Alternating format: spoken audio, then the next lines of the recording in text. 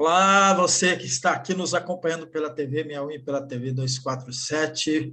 Bom dia, Hélio Dolly, tudo bem? Bom dia, Negrão. Bom dia a todas e todos.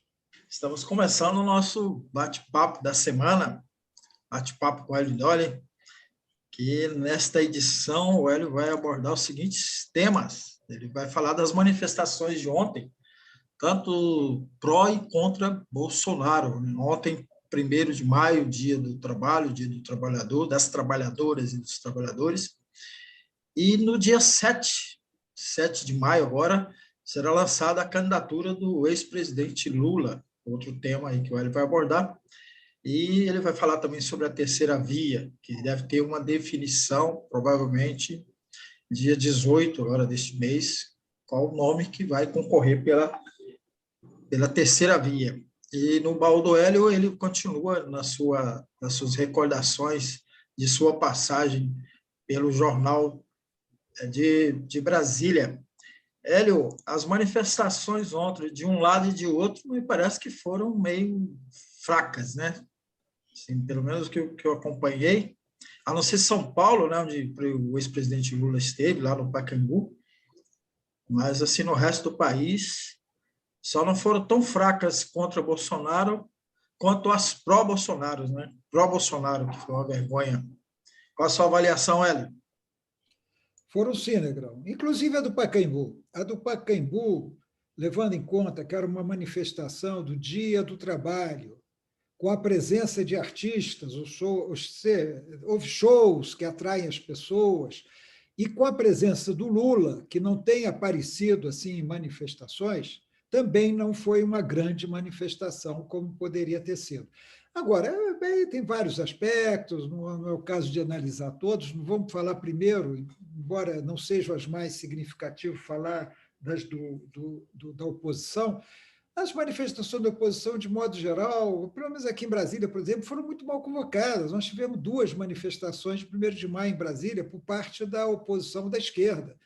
Uma pela manhã, reunindo vários partidos, 6 centrais sindicais, alguns sindicatos, movimentos, MST, FNL, foi pela manhã. À tarde teve uma da CUT, com vários sindicatos também. Eu não entendi até agora por que a divisão, né? Dia do Trabalho, as centrais sindicais têm pautas muito semelhantes, com exceção da central que apoia o Ciro Gomes, todas elas estão fechadas em torno do Lula. Eu não entendi essa divisão. Mas, de qualquer maneira, Negrão, essas manifestações não teriam muito significado mesmo, além da comemoração do 1º de maio. Onde há um significado político, nas manifestações do Bolsonaro, que, mais uma vez, foram um fracasso, né? Quer dizer, criou-se uma expectativa e mostrou o seguinte: Bolsonaro, para fazer grandes manifestações, ele precisa de tempo e precisa de dinheiro. Ele precisa de tempo para regimentar pessoas, ele precisa de dinheiro para pagar pessoas, pagar o transporte, pagar a alimentação. É porque você viu aquela estratégia que ele usou da outra vez. Ele concentrou em São Paulo e Brasília. Concentrando em São Paulo e Brasília, ele leva pessoas de outros estados para essas 2 cidades. Para isso, ele precisa de tempo, de logística, e essas pessoas são de alto poder aquisitivo, né? Mas também vêm pessoas de baixo poder aquisitivo. As pessoas de alto aquisitivo vêm por conta própria, em seus jatinhos, em seus de voos, vêm com seus SUVs enormes, aqueles caminhões que usam nas suas fazendas, tal, se hospedam nos hotéis 5 estrelas de Brasília, tal. Mas também vem um povo que vem de ônibus, e aí ele tem que pagar para esse povo vir, tem que pagar a alimentação, tem que pagar o transporte. Então, está provado o seguinte: se deixasse manifestação em Brasília, né, são fracas. Aqui em Brasília foi um fracasso total. A esplanada ficou vazia. É difícil encher a esplanada, mas ela ficou vazia. Isso mostra o seguinte: Bolsonaro tem seus seguidores são fanatizados, representam cerca hoje de 30% da população em termos de voto. Mas em termos de bolsonarista raiz, aquele que endossa toda a besteira falada pelo chefe, que vive num mundo paralelo, de uma realidade paralela, talvez seja ali 10, 15% da população. E como nem todo mundo vai à rua, nem na esquerda, nem na direita, você fala assim, todo mundo que é de esquerda foi à rua. Claro que não. Né? As pessoas ali estão os militantes, os mais arraigados, que têm um enraizamento maior, seja com a esquerda, seja com a direita. Agora, o que deve se ressaltar é o seguinte: o tom provocador, o tom golpista, o tom contra a Constituição, contra o Supremo Tribunal Federal, pelo golpe militar, pela militarização do país, estava presente em todas as manifestações bolsonaristas. Muito presente. E Bolsonaro veio, né, aqui na manifestação de Brasília, esteve lá, não falou, porque acho que ele viu que ia falar para meia dúzia, deixou lá o sabujo dele, general Heleno, falando para as pessoas, Mário Frias, esses medíocres que o cercam, deixou eles lá falando e foi embora, porque ele sentiu que ali não ia ser um fracasso, ia ser um fracasso total. Agora, o tom era esse, e ele foi lá. Momento em que o presidente da República vai a uma manifestação e que se pede golpe militar, militarização, fechamento do Supremo, ele está sendo conivente com essa tese, ele está concordando com isso. A manifestação de São Paulo, mesma coisa. Ele não foi lá, mas mandou um vídeo, que até teve problemas de transmissão, mas mandou um vídeo. Ele está sendo conivente com essas bandeiras. Então, o nível de tensão permanece, e o nível de ameaça à democracia também permanece. E é interessante que cada vez isso aí há um consenso maior. Eu vi outro dia numa postagem, eu não sei, acho que foi do Noblar, dizendo o seguinte: a noite do dia 2 vai ser terrível. Isso se a gente chegar até a noite, 2 de outubro, naturalmente. Isso se a gente chegar até 2 de outubro, que é o dia do primeiro turno. Ele fala, vai ser uma noite terrível, porque os bolsonaristas não vão aceitar o resultado. E os resultados tendem, apesar de todo esse terror que a gente está vendo aí na imprensa, Bolsonaro vai empatar, vai estar ameaçando, está chegando perto, tal, o Lula tende a ganhar no primeiro turno. Não digo vencer a eleição no primeiro turno, ser o mais votado no primeiro turno.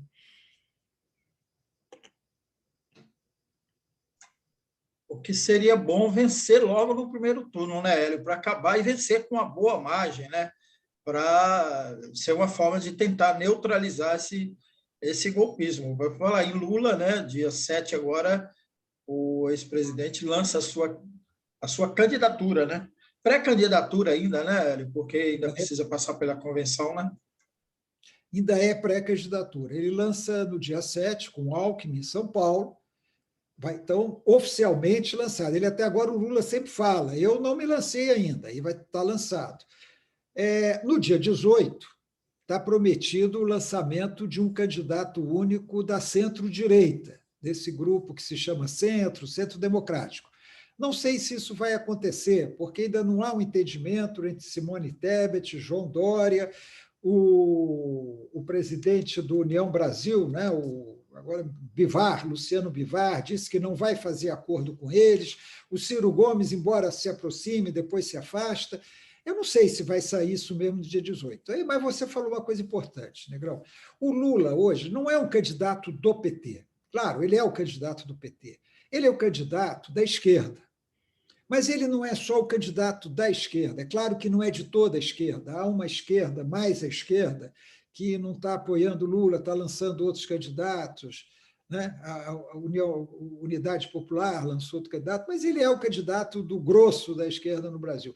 Mas ele hoje não é só o candidato do PT e da esquerda, ele é o candidato para derrotar Bolsonaro. Ele é o candidato viável para derrotar Bolsonaro. A terceira via busca um candidato viável para derrotar Bolsonaro também, e, logicamente, derrotar o Lula. Mas ela não está encontrando esse caminho.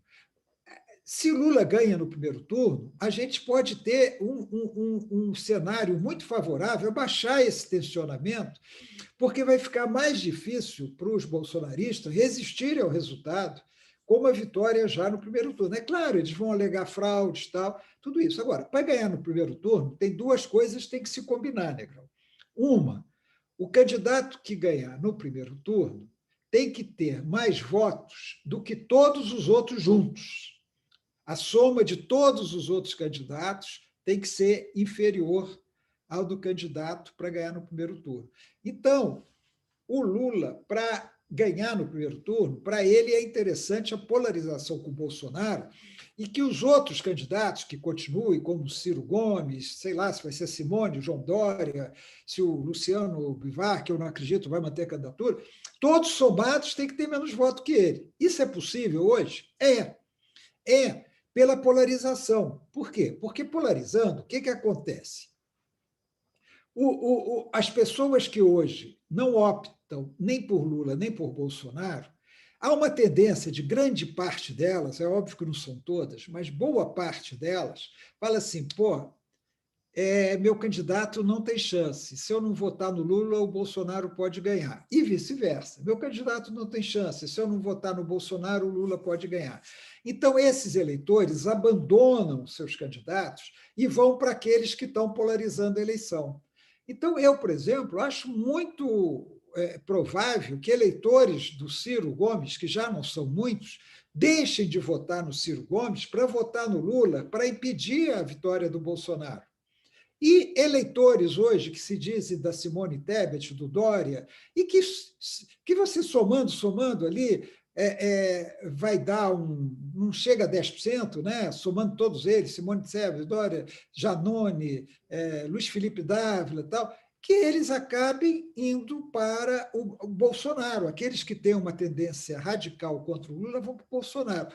E aí a eleição pode se definir, sim, no primeiro turno, que seria o mais desejável. Agora, se tiver apertado e o Lula precisar de ir para o segundo turno, isso serve para todos os candidatos. Quanto mais candidatos, melhor.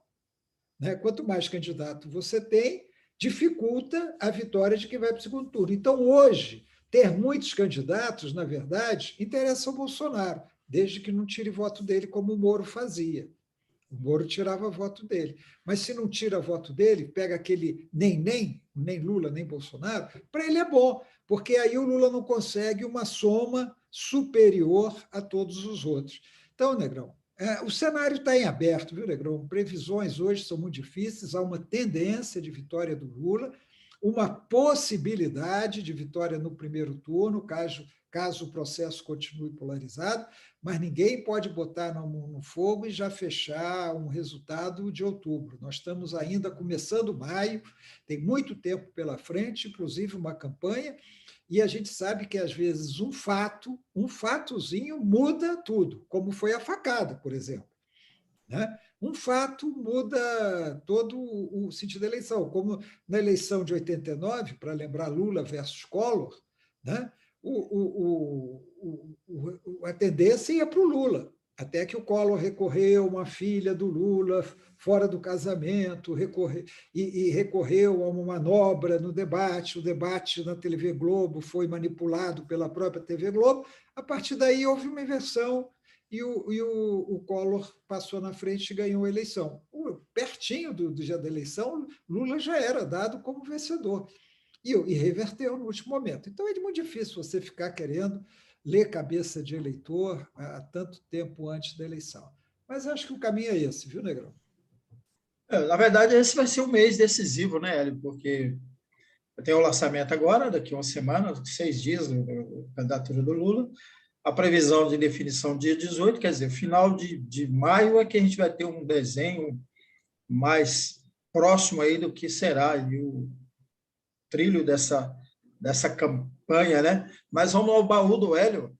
O Hélio prossegue aí, rememorando o seu período, sua passagem pelo Jornal de Brasília, nos tempos áureos do Jornal de Brasília. Hélio, o que você traz aí de novo aí nessa história?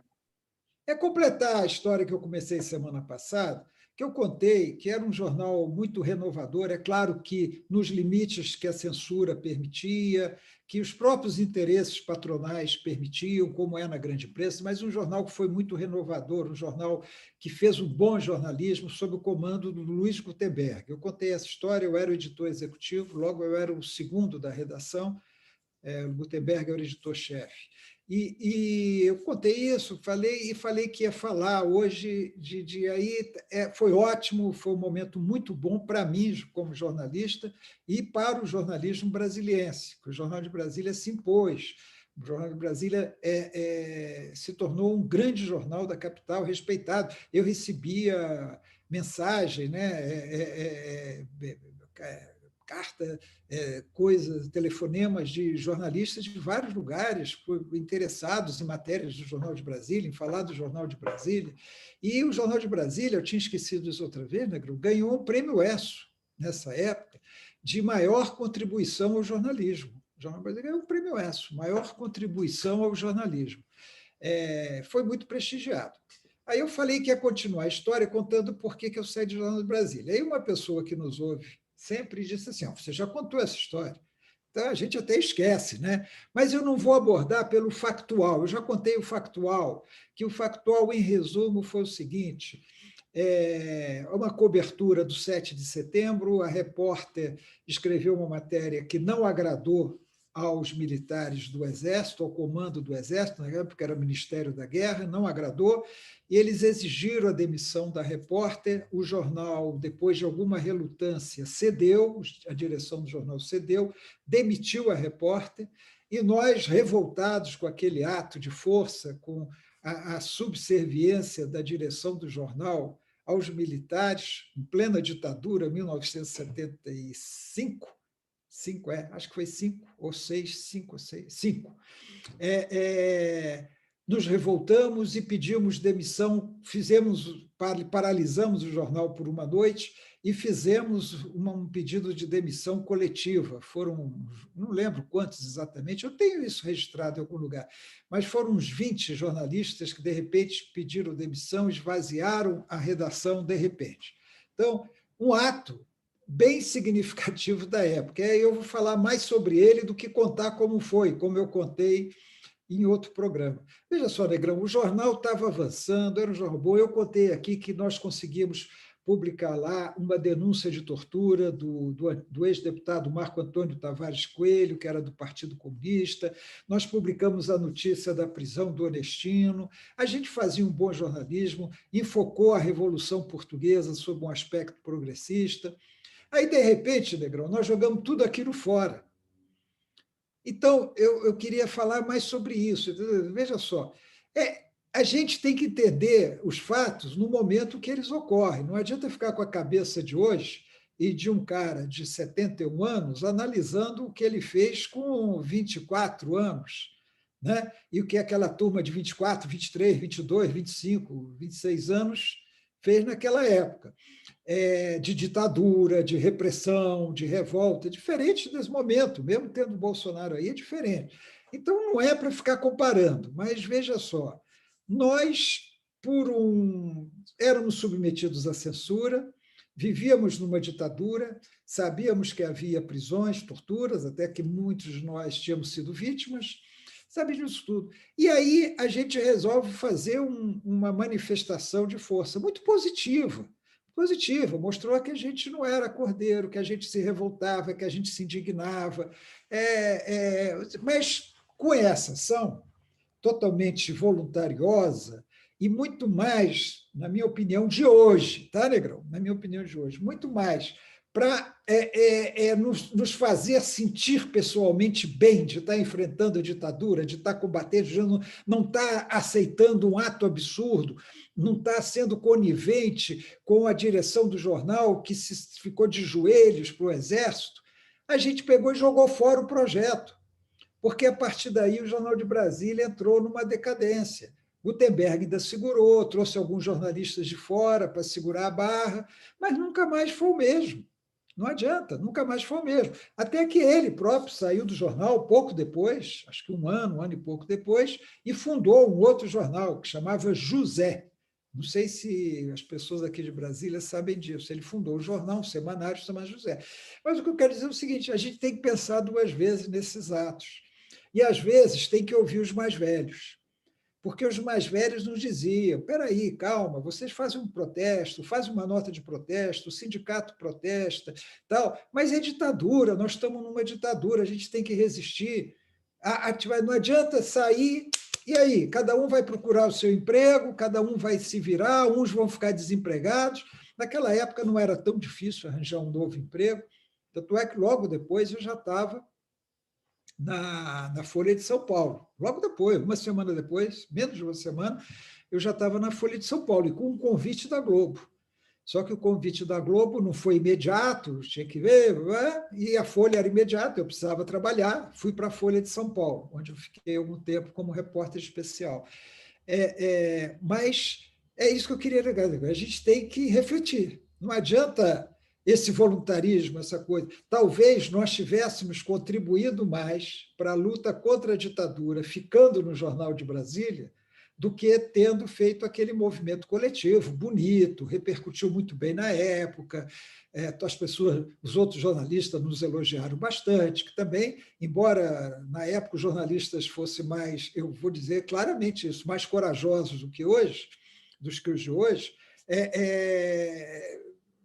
não era muito comum um pedido de demissão coletiva de um jornal que estava indo bem, que estava saindo bem. Então, era isso que eu queria falar, sabe? Nós jogamos fora o projeto, Gutenberg ainda tentou segurar, mas não é porque a gente era importante, é porque perdeu o carisma, sabe, Negrão? A nossa saída derrubou um pouco aquele carisma que o jornal tinha de democrático, um jornal que estava ali para combater, para falar a verdade e tal, mesmo sob os rigores da censura. Agora, eu poderia ter me revoltado mais cedo. Eu poderia, por exemplo, não ter aceitado a censura prévia que o jornal era submetido. Não aceitava a censura e pedia não aceito a censura. Eu fiquei lá. O censor todo dia me telefonava, passando os recados da censura, e eu anotava e o jornal cumpria os recados da censura. Não pode isso, não pode aquilo, não pode aquilo.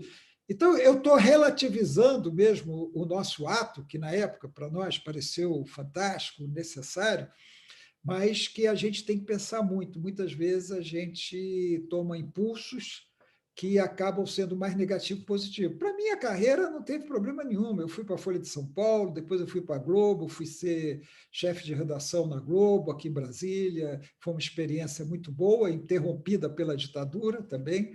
Aí não foi iniciativa minha, foi iniciativa da Globo, que me demitiu por causa da minha ficha no SNI. Mas isso aí é outra história, né, Negrão? Vamos lá. Você está sem sono. Estava sem sono. Vamos trazer o Gutenberg aqui para... Ele está em Brasília, né? Está morando aqui em Brasília. Gutenberg, eu briguei com o Gutenberg na época, você vê aquelas coisas juvenis, né? Briguei com ele, ficamos anos sem nos falar. Ele falava mal de mim, eu falava mal dele. Jornalisticamente, né? Não jornalisticamente. Depois a gente se recompôs e eu sempre que eu posso, eu elogio o Gutenberg como um dos grandes talentos da imprensa brasileira, um dos maiores. Vamos trazê-lo aqui, velho. Vamos, já vi a imprensa brasileira. Vamos falar com ele aqui no...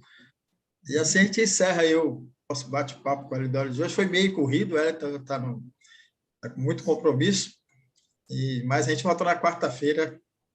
Agradeço a você que nos acompanhou aí, dá o joia, compartilha, se inscreva na TV 61, Expresso 61 e na TV 247.